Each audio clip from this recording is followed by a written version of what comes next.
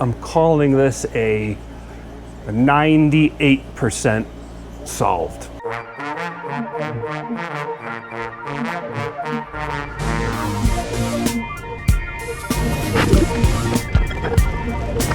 All right, here we are, gooped up, powdered up, ready to hit the road. At 126 miles with the second attempt at the Honda Bond / RTV. Let's get a look. Ooh, this looks. Let me get you up there. Take a look. All right, going in.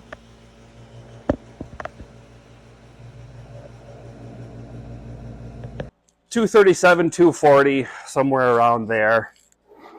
Let's. Oh. So far, that does look good. There's no drips collecting or anything. Let's go to the back.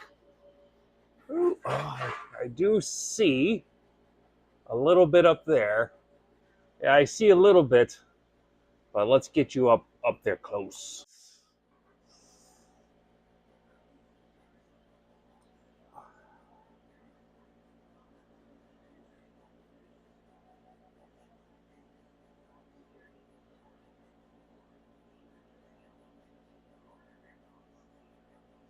All right, so this has been about 519 or 520 miles. That's a good distance. Looking at the transfer case.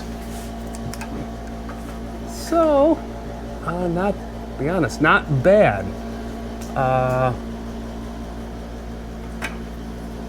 There's obviously a little something there seeping down. You can see it coming out there. Overall, I'm going to say pretty good for 519 miles. Let's get a peek up behind there, like we normally do, and see what's what. At a higher angle. I'm going to come down.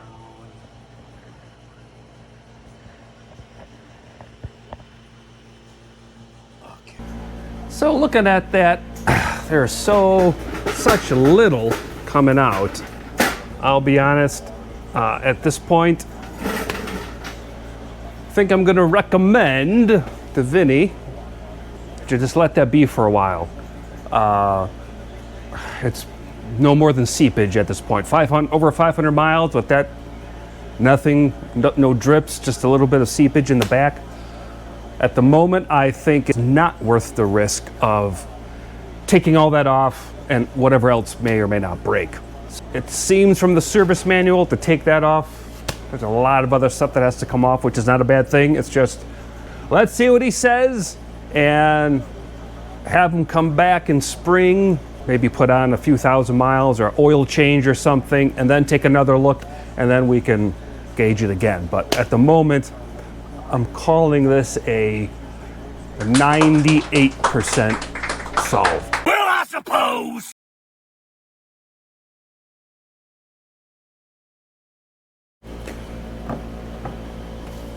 So a few closing thoughts on this whole project, just to summarize everything and make it clear, since there were way more episodes than I expected.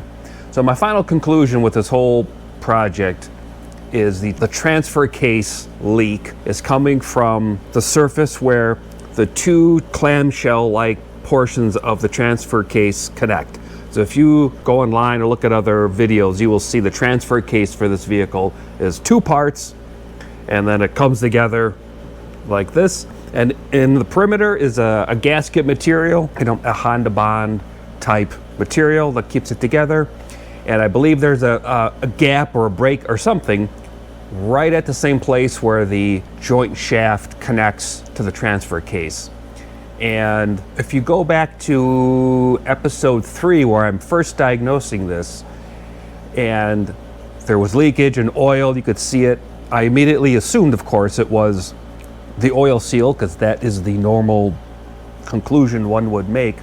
But reviewing the footage, even at that time, you could see that the oil wasn't coming from the bottom of the joint shaft.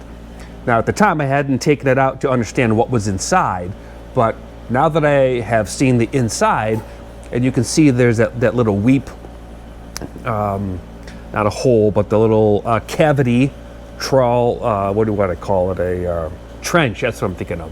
You see a little trench at the bottom. If there was oil, that's where I would expect it to collect and then leak at the very bottom of the axle shaft. So even from the get-go, it wasn't the oil seal like I thought it was.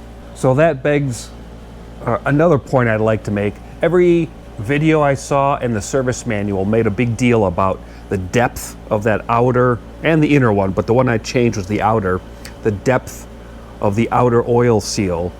And what I can tell you at the moment is, at least in the short term, that depth does not seem to matter, because I pounded that thing all the way in, as far as it would go, like you would any normal CV oil seal, and it's still not leaking. So maybe in a few thousand miles or something it'll get ruined and whatnot, but short term, that depth does not seem to matter. So what I'm going to do is wrap this one up and then check it again in, I don't know, probably a few thousand miles, because I still need to, let me show you, I still need to do the outer tie rod. That boot I have ripped, and you can't see it, but I've also ripped the boot for the ball joint right there. You can't see it, but I ripped that boot. So I'm going to try to get an aftermarket boot that I can just put on it, and if that doesn't work, just try to replace only the ball joint, because I just don't want to take this whole thing off again. If you go look at that episode, it was just a nightmare. So I don't know if this is weird that the leak turned out to be the transfer case and not the oil seal, because many other videos I've seen appears it was the oil seal, which is what one would expect, but in this particular case, it wasn't.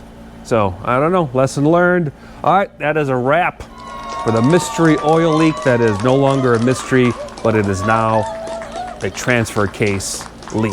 98% fixed.